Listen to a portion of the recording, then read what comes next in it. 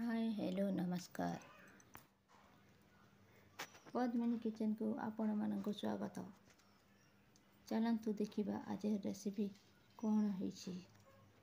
केते सुंदर और नरम होइछि ए भजाटी। चलतु देखिबा। एटा होछि फूलकोबी रो नाड़। फूलकोबी रो नाड़ को आज फ्राए करिबा। नहीं दुईटी आपण हिसाब रे नहीं पारिबे। चलतु फूलकोबी रो नाड़ को प्रथम छिंडे देबा और ताको छोटे छोटे खंड करी काटी देबा।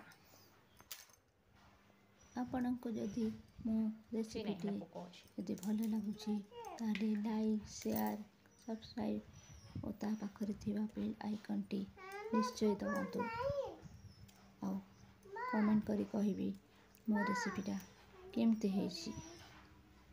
चलतु देखिबा बंधाकोबी रो भजा।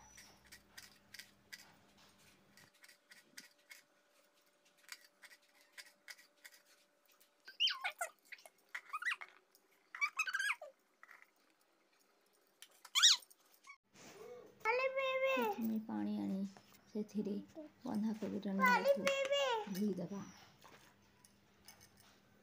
पनीपरिया प्रथमे धोई सारी परी रांधिबा दरकार। भल भाव धोई सारा परे ताको काढ़ी नेबा और प्रेसर रे ताको सिझाई देबा। प्रथमे नाड़ को दे देबा और सेथे किछि लुण पानी दे ढांकणी दे टिके बसाई देबा। 2-3 सीटी आसिला को बंद कर देबा। और चलतु मसाला प्रस्तुत करिबा। मसाला प्रस्तुत पानी अरुआ चाउल 2टी लंका और रसुण नहीं ताकू पेस्ट करी देबा। ग्राइंडर रे पेस्ट करी देबा और तापरे सिझी सारिला परे गोटे बाउल रे बंधाकोबी रो नाड़ दे सेथिरे पेस्ट होइतबा अरुआ चाउल हळदी और किछि मसला गुंड सेथिरे ऐड करी देबा।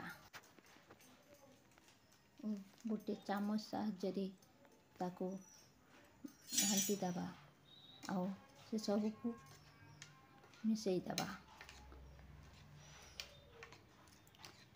तापरे 2 चामच बेसन दे ताको आपण जदि चाहउछंती बेसन न दे केवल चाउल गुंड दे करिबी ताले बहुत टेस्टी लागबा। चलतु तावारे बसाई सेथिरे से आकार रे बंधाकोबी रो नाड़ को दे देबा और ताको फ्राए करिबा।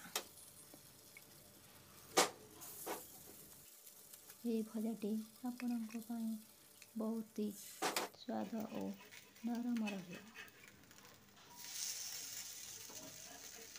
टिके समय परी ताको ओलटेई देबा नहले उड़ी जाई पारे। मझे मझे ताको ओलटेई देबे नहले ताहा लटकी जाए और ताहा बाहरी न थाए। एमती भाव ताको ओलटाई देबे। ये प्रस्तुत हो गला आमर बंधाकोबी रो नाड़। चलतु बहुत नमस्कार।